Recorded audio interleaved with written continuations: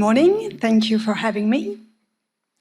Today I'm going to talk about a study we called DF-Life. It's a study on quality of life in FDMAS patients, combining quantitative and qualitative approaches.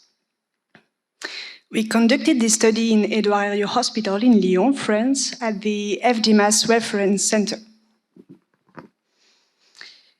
Quality of life studies already showed an impairment in FDMAS patients compared to general population using classic standardized questionnaires like the SF-36 questionnaire.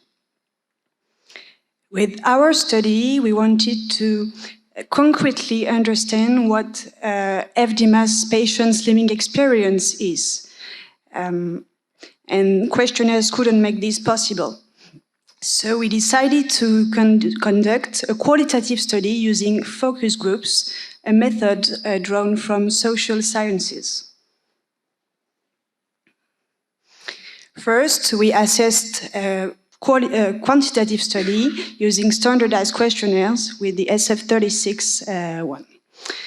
The second part, and most important one, was a qualitative study using focus groups. I'll focus on this part today. We conducted 6 focus groups with about 7 FDMAS patients to talk about their perceptions of the disease, their limitations, adaptations, and expectations about care. All the patients were followed by the reference center. For both analyses, we mailed or called about 400 patients. We conducted 6 focus groups between November 2022 and January 2023. Every session lasted 90 minutes and was led by a senior physician with another person as observer. Sessions were recorded and then transcribed. We recruited 119 patients for the quantitative parts. Mostly were women. 58% had a monostatic FD, 57% had no treatment, and 13% had current bisphosphonates treatment. Like studies already shown, we found an impairment in quality of life for our FDMAS patients compared to the general French population. Patients with or without a craniofacial FD had about a similar quality of life. 30 patients took part in the focus groups and had the same characteristics as for the quantitative study. Here are the topics we covered during the sessions: perceptions of the disease, diagnosis, self-image, limitation, treatment, and expectations on care. In qualitative studies, we use quotations, so the words written have been heard in the sessions from the patients. First, we have observed around variability in FD experiences. Some of the patients in the groups had no or a few symptoms, whereas some were highly disabled. We talked about the time of diagnosis. As you know, some people were diagnosed during childhood or later, incidentally in life, but some of them went through years and years of pain before they finally got an answer. And for them, diagnosis was seen as a relief. About the physical symptoms, we found that pain was the dominant one.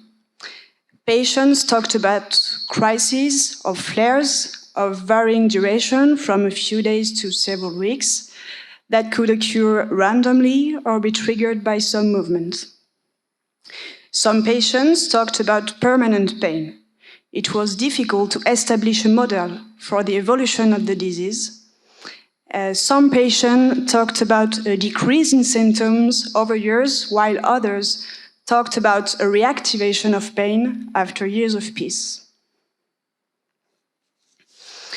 Beyond the physical impact, psychological impact was mentioned in all the groups. Fear of fracture, lack of recognition, chronic pain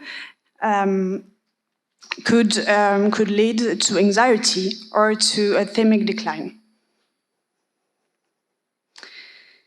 Depending on FD lesions, patients were limited in their ability to work, to carry heavy loads, to do housework.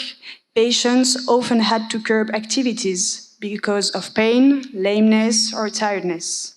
As for sports, professional life was sometimes limited, and patients told us that they had to change job.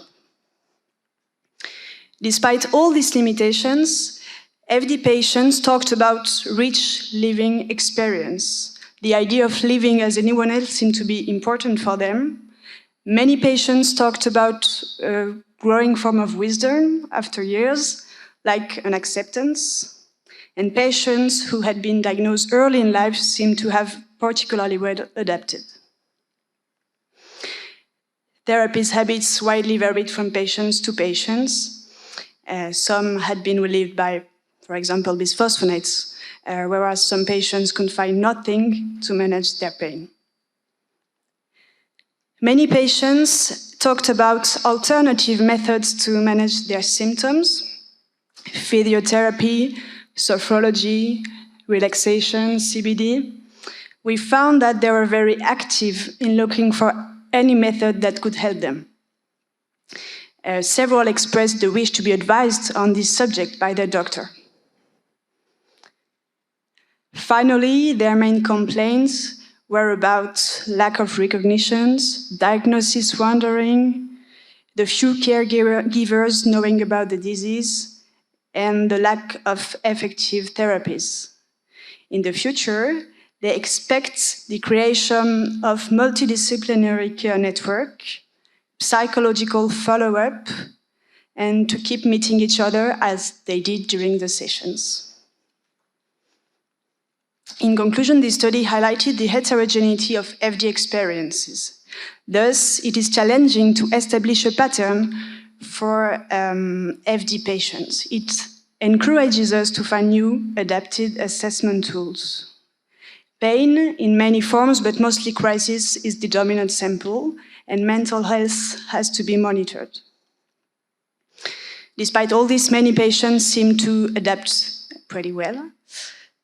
We also have to admit that there remains a lack of effective therapy and that we should think to create a new multidisciplinary care network with physiotherapists, psychologists, doctors, surgeons. Yes, I thank you very much for your attention, and I thank all the persons who participated in this study at INSERM, the reference center, and also the fundings. Thank you.